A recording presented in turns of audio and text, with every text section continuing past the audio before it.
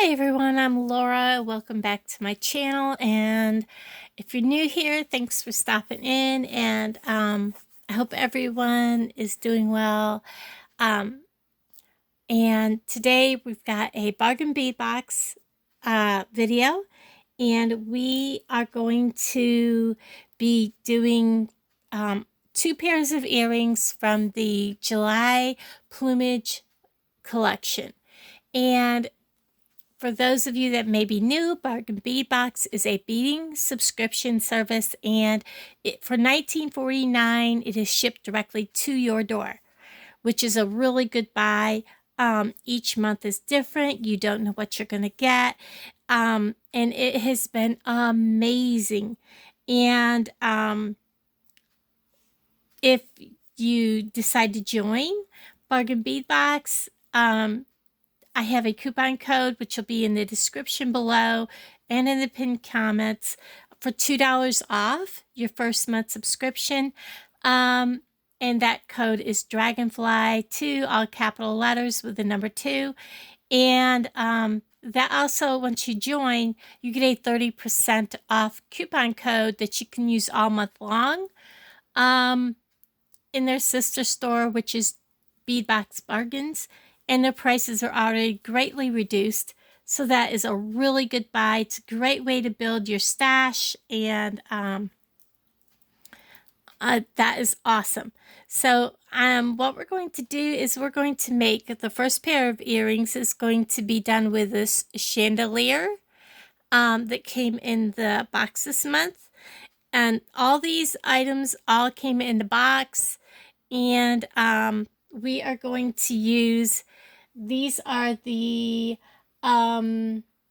laser cut feather charms. We're going to be using 2 of those, 1 per earring. We are going to use the 6mm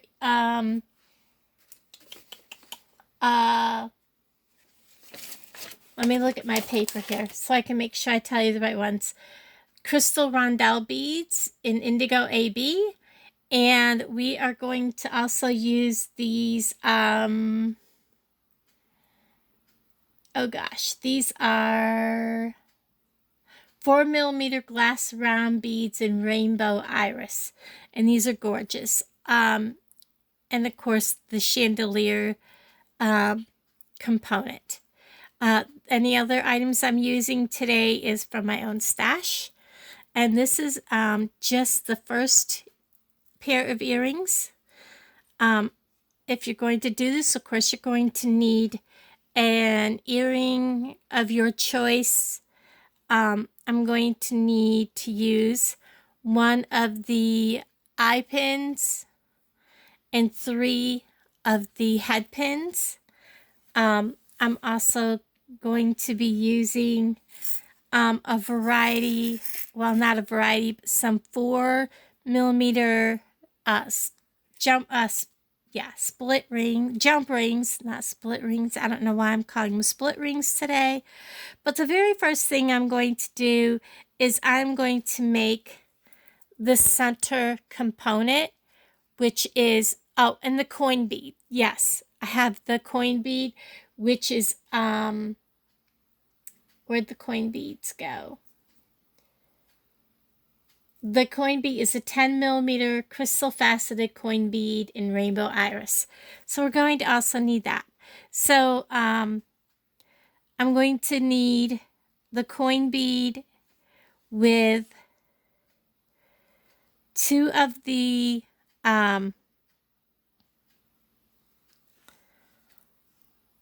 small round 4mm beads. And we're going to do that on this. But because we're using a small bead, I don't want it to get down in there. So the very first thing we're going to do is we're going to take 1 of the small jump rings when I get a hold of it, and we're going to open this jump ring up. Find my red pliers. Get it positioned a little better there. Just going to twist to open that.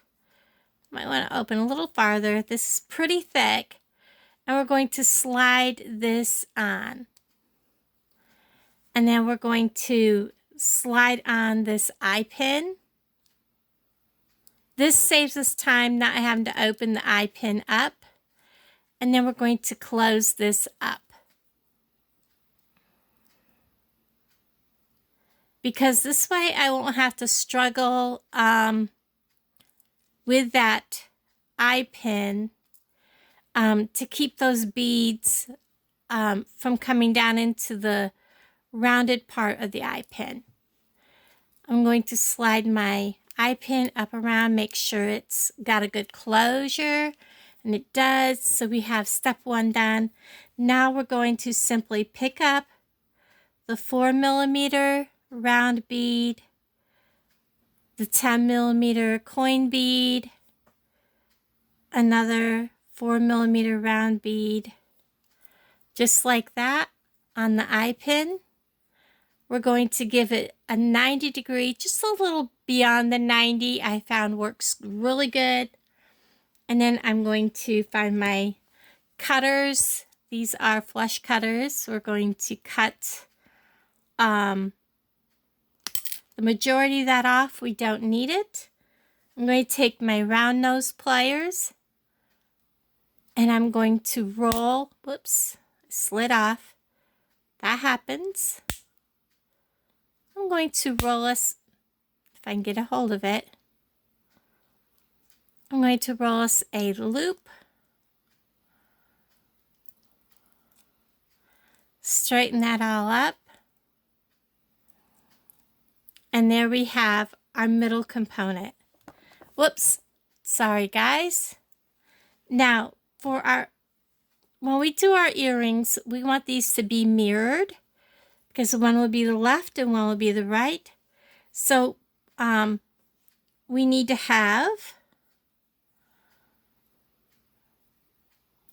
on one side is going to have 3 of these. These are so cute. I love these. These are the English cut 6mm round beads. Aren't they pretty? We're going to cut the excess off. This is just beyond a 90 degree. Cut that excess off. I do save my excess because I use it when I need to make just a small component, a small link. Roll that back, straighten that out, and then I'm going to take another, I have an extra eye pin here, I think it goes to the other one, and we're going to pick up these little bitty beads. These are 4mm rounds. And whenever you go to do something, you always want to make sure that this is not going to come off your head pins. Again, just beyond the 90 degree bend. Clip all the excess off.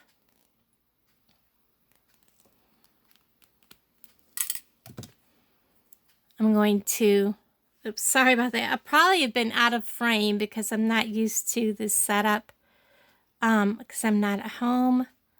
We're going to roll this loop. Make sure it's upright and finish rolling. There we go. So what I have here, we're going to mirror over here. And we are going to hook these on to this with jump rings. This helps give it a more fluid movement. So again, we're going to open. We're going to put this on. Back that away from the jump ring a little bit. And because it's on this side here, we want to put it on this side of the chandelier this time. I may not have it open quite far enough. We're going to open it a little wider so we can get that chandelier on there.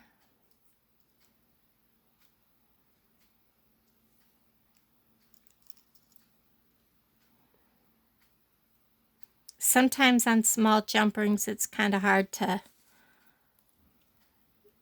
get stuff down over. But if you use too big of a jump ring, it just doesn't look right.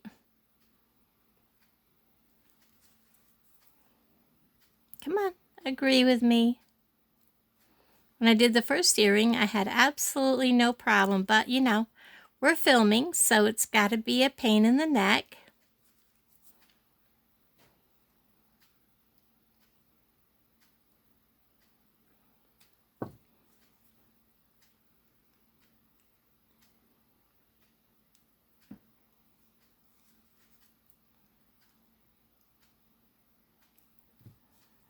This may be one of those jump rings where I may not be able to use it because I bet it won't close very good either.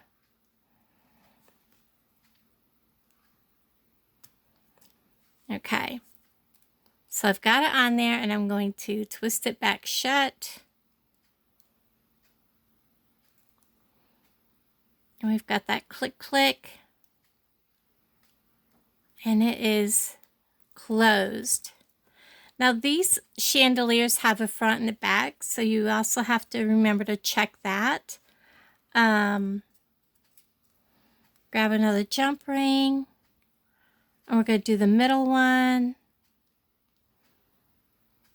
Twist open. I'm going to reposition this jump ring a little bit more to the center. We're going to put our center one on next. Go to the middle. Got that on. And now we're going to close it.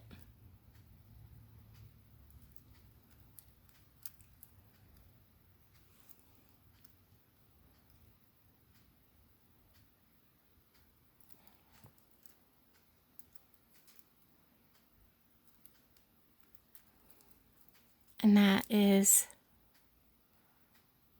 yep, closed good. And now we're going to do the outside one on that side. Another jump ring.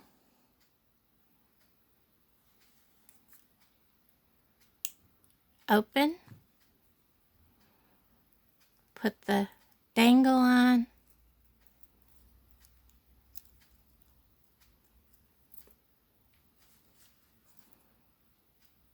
Open it, oops, a little farther.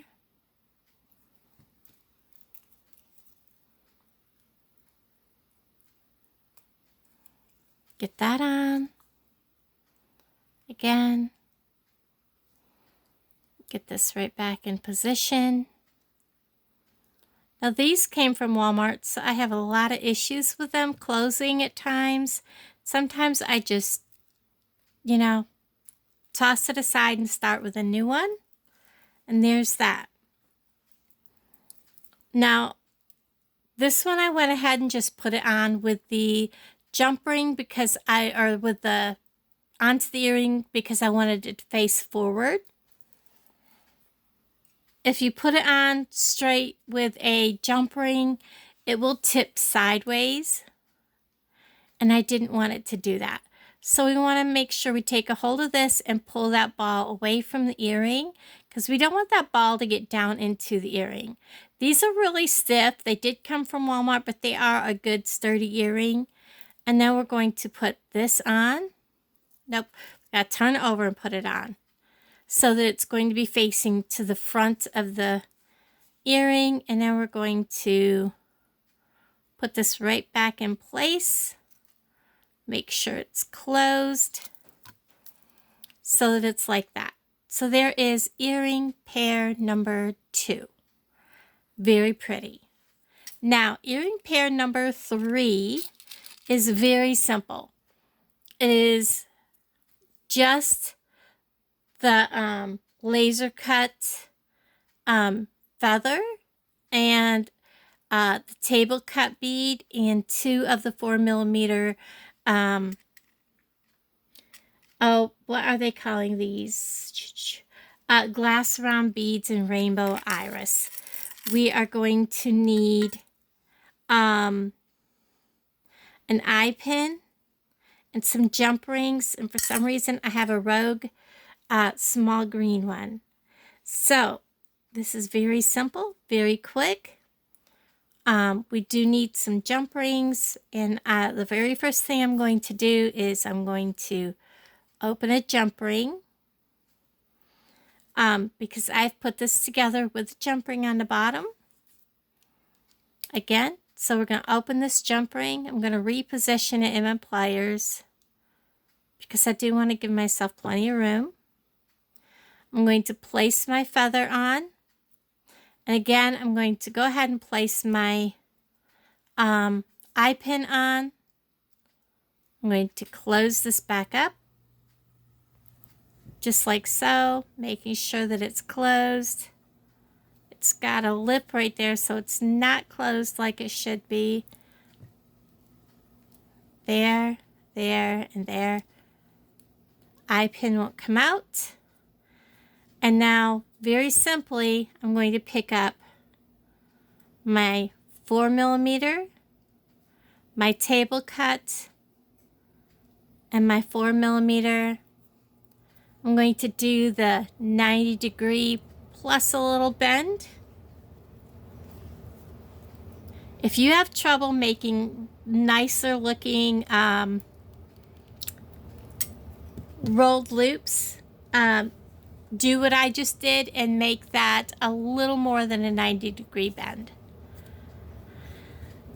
We're going to grasp the end of this, and we're just going to roll this loop back. We're going to rock it standing straight up and finish rolling that loop. So there we have our loop. And so this has more freedom to roll. I have also used a jump ring on the top. So we're going to grab a jump ring, get it positioned in there fairly good. Grab my red pliers, the flat ones, give it a bend open, twist. I shouldn't use the word bend, twist open. I'm going to put my component in. I'm going to just go ahead and put my ear wire on. And then I'm just going to go ahead and close it up. Just like that. Check, check, and check. Pull my ear wire around.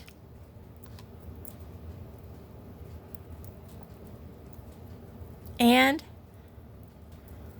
there is that pair of earrings. Very simple, very pretty. And that makes two pairs if I can get them both in my fingers here. Like I said, I'm not at home, so things are a little different for me to be able to show. Well, let's put the bigger pair up a bit higher. I absolutely love both pair. I keep saying one of these days I'm going to get my ears pierced, and I don't ever do it. So there are two pairs of beautiful earrings. I love the chandelier look. They really did turn out very pretty.